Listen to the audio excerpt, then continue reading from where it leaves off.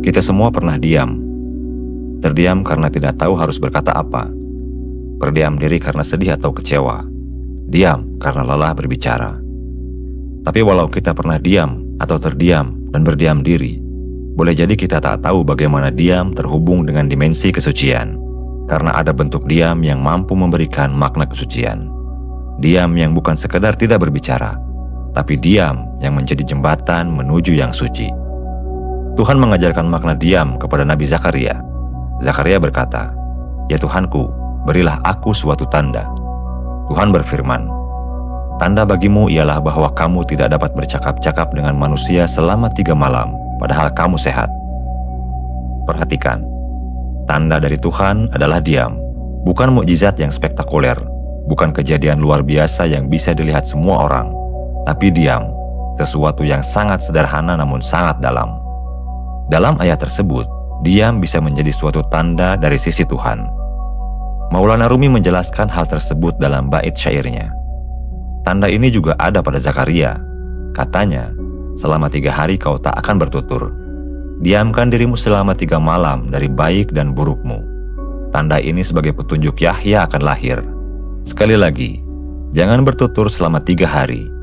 Diam ini tanda terkabulnya harapanmu. Jangan pernah ucapkan tanda ini. Benamkan tanda ini di hati. Diamkan dirimu selama 3 malam dari baik dan burukmu. Bukan hanya dari yang buruk, tapi juga dari yang baik. Bukan hanya menahan kata-kata jahat, tapi juga menahan kata-kata baik. Karena diam yang sejati adalah diam total. Tidak bicara tentang yang buruk, tidak bicara tentang yang baik, tidak bicara tentang apapun. Diam ini tanda terkabulnya harapanmu. Lalu apa yang terjadi dalam diam? Saat mulut terdiam, jiwa berbicara. Saat kata-kata berhenti keluar, kesadaran mulai masuk ke dalam. Saat kita berhenti mengomentari dunia luar, kita mulai melihat dunia dalam. Ada baiknya kita mencari tanda diam dari Tuhan.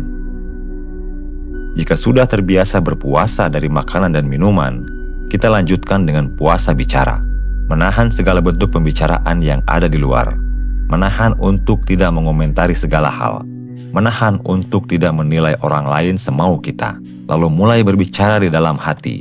Melihat ke dalam diri dan mengomentari diri sendiri, bukan orang lain. Sembari melantunkan nama ilahi di dalam hati. Bukan dengan lidah yang ribut, tapi dengan hati yang sunyi. Dan apa yang kita harapkan dari diam ini? Semoga Tuhan memberikan petunjuk, suatu tanda akan kehadirannya. Paling tidak, mampu merasakan ketenangan di dalam diri.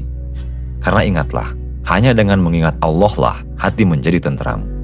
Tapi zikir yang sejati bukan zikir yang ribut di luar, melainkan zikir yang sunyi di dalam. Zikir yang meresap ke setiap sudut hati. Zikir yang menjadi nafas jiwa. Namun jika hanya berzikir, sembari sibuk berbicara dan mengomentari segala yang ada di luar, jangankan ketenangan, bahkan ia tak mampu menyaksikan aib-aib yang tersembunyi di dalam dirinya.